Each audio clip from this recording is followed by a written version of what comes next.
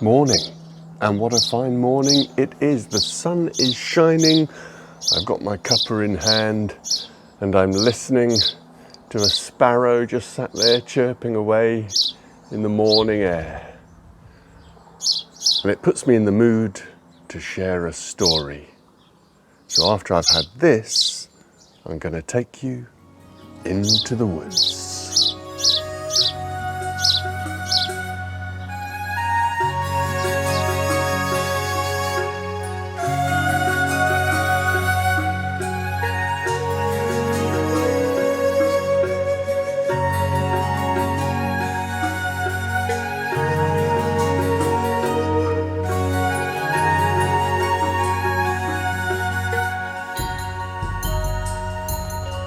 I want you to imagine a forest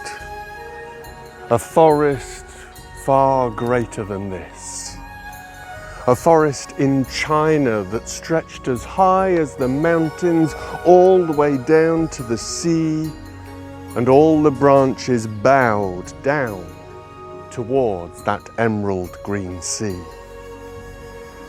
And at the edge of that forest, there was a garden, an imperial garden, magnificent. Pergolas, lakes, walkways, not a single stone or blade of grass out of place, everything where it should be. And in the middle of that imperial garden, an imperial palace where the emperor himself sat upon his golden throne, welcoming people from across the world.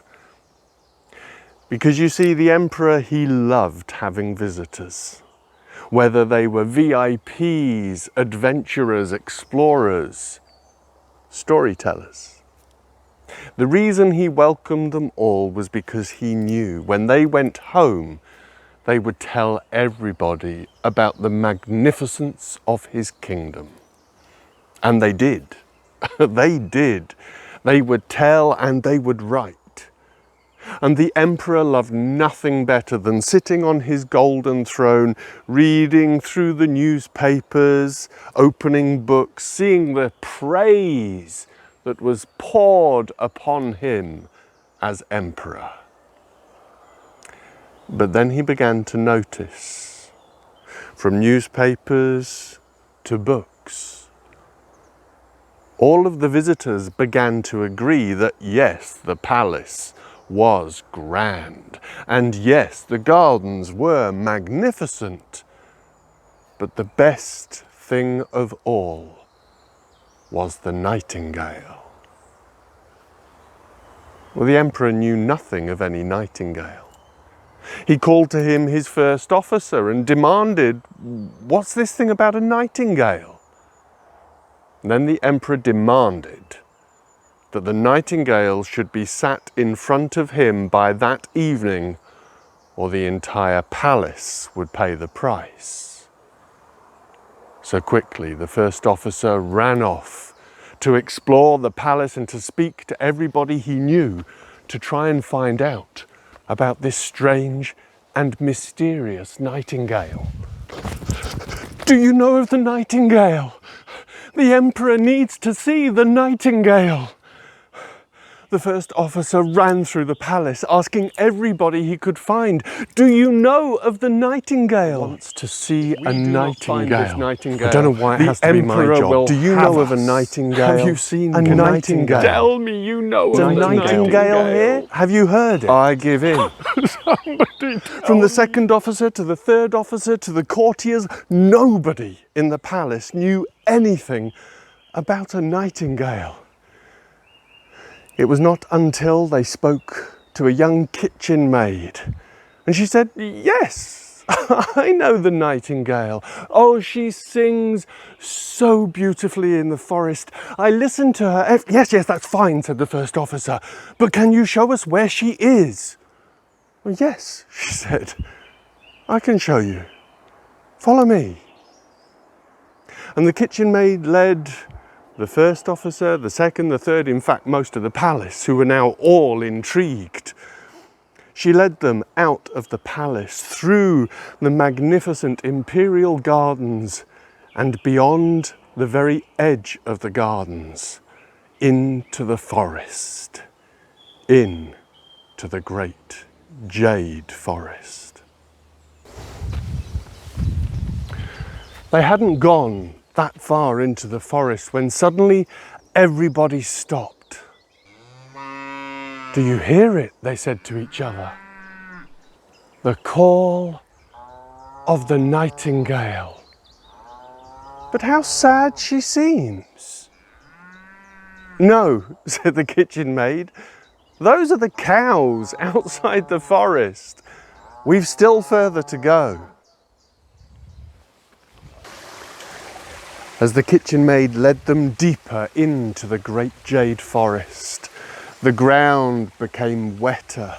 Streams of water flowed between the great gnarled roots of ancient trees. And then they heard it. Do you hear it? A strange call for a bird, they said. "It doesn't sound like a bird at all." "No," said the kitchen maid, "that's because it isn't. You are listening to the frogs and the toads in the stream. We still have a little further to go." By now, everyone was enthralled with the beauty of the great jade forest. And then they heard her. A song so beautiful. A song that gave you goosebumps. A music so uplifting it brought tears to their eyes. And when the nightingale had finished, the little kitchen maid called up, "Sweet nightingale, sweet nightingale, the emperor would like you to sing for him." And a little dull brown bird came hopping down branch to branch to branch and said, "Gladly I will sing for the emperor." And off she went again, her little throat wobbling as she called. "No, no, no," said the kitchen maid. "The emperor would like you to sing for him in the palace." "Oh, really? But my song sounds so much nicer here in the forest." Oh well, if the emperor wishes it, then gladly I will come." And so the little kitchen maid put out her finger, and the dull brown nightingale sat upon her finger. And together they all left the great jade forest and returned to the magnificence of the imperial palace. And that little dull brown bird was placed upon a shining golden perch as the emperor settled down and examined it with a look of disappointment on his face. How could this be the best thing about his kingdom? But then the little nightingale began to sing. And as she sang, the emperor felt his heart open. He was reminded of his greatest loves. The little nightingale's song carried him back through memories, brought happy times to the front of his mind. And he found himself with a tear running down his face. In short, the nightingale was a huge success. Maybe too good, because the emperor stood up, clapped his hands, and ordered that the nightingale should remain in the palace. She was provided with a silver cage. She was provided with 10 servants. She was allowed out from her cage twice in the day and once in the evenings to sing for the emperor, but only if she had a silken thread tied around her foot, held by one of the servants. But there was no fun flying like that. Still, she would sing for her emperor every night, and every night the emperor would cry. And she became the talk of the palace. More than that, the people beyond the palace gates began to hear, and everyone was talking about the nightingale. I mean, even some of the royal ladies would walk around with a mouth of water, just so that when they spoke, they could gargle and pretend they were a singing nightingale. And then one day a package arrived for the emperor, on which was a label that said, "The other nightingale." When the emperor opened the box, there, inside, made from gold, covered in precious stones, a model of the nightingale, but it shone in glorious gold, rubies, diamonds.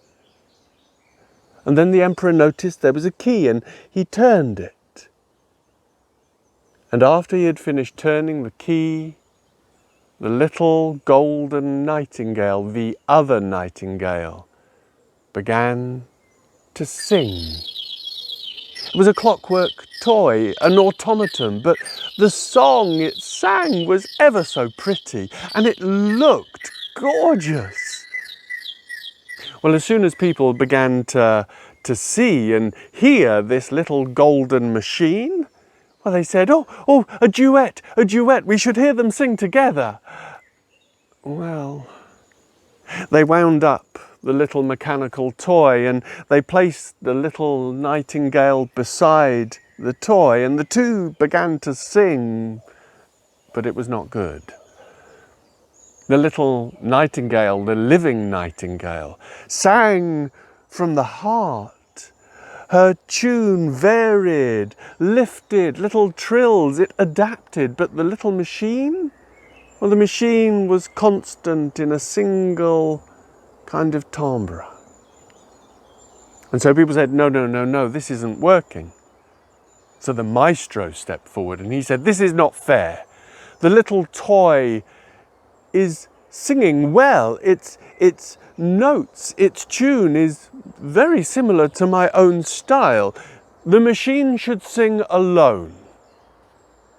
And so they wound the little toy up again, put the nightingale, the living nightingale, to one side, and they all listened to the toy. And again they wound it up and they listened, and again they wound it up and they listened, and oh, it was so pretty. Everyone was delighted. I mean, you could wind up this little toy and listen to it again and again. It didn't tire. But eventually the emperor tired. He wanted to hear his living nightingale. But when they looked around, she was gone. She had seen the great jade forest through an open window, and with everybody clearly enjoying the other nightingale, well, she flew off home, back to the forest. And when people realized she had gone, they said, how rude, after everything the emperor did for her. But then the maestro stepped forward and says, it makes no difference. Besides, we have the better bird. I mean, look at the other nightingale. This machine, I mean, it looks as beautiful as it sounds. And when you wind it up, you know that the tune, it's consistent. You know what to expect. I mean, with that living thing, you never knew what was going to come out of its beak. No, we do have the better nightingale. And everyone agreed. The emperor banned the nightingale from ever returning, but another order was also given. that the great jade forest should be destroyed to make sure that the living nightingale would not return. And so, as the little golden mechanical nightingale was placed upon a red silken pillow and everyone delighted in its music, the great jade forest was being cut down. After a year, a quarter of the great jade forest was gone. Where once had been vibrant green was now parched, scorched earth. But people still delighted in the song of the mechanical nightingale, although they all kind of knew its song by now. But that's not a problem, said the maestro, because now you can sing along. And so everyone did. After another year, everyone knew the song of the mechanical nightingale. And then it went boing. Something inside broke. The little mechanical bird that had once fluttered its wings and bobbed its head and sung was now limp and silent. Jewellers, goldsmiths were summoned to the palace to fix the golden nightingale. And they did, but it was now so worn out, so fragile, that they suggested it should only be played for very special occasions. And so they began to play it just once a year. But the maestro stepped forward, used a lot of very big words and said, "Come now, it's as good as it ever was." And because he used such big words, people felt they should believe him. With every passing month, more trees were felled. More and more of the great jade forest withered away. And as it did so, it seemed as if the emperor himself was fading away with it. After another 2 years, the once great jade forest was almost gone, and the emperor was thin, looked old, and lay on his bed alone. The people believed their emperor was dying, and so they turned their backs, began to pay attention to the new emerging emperor. And the old emperor lay in suffocating silence in his bedroom.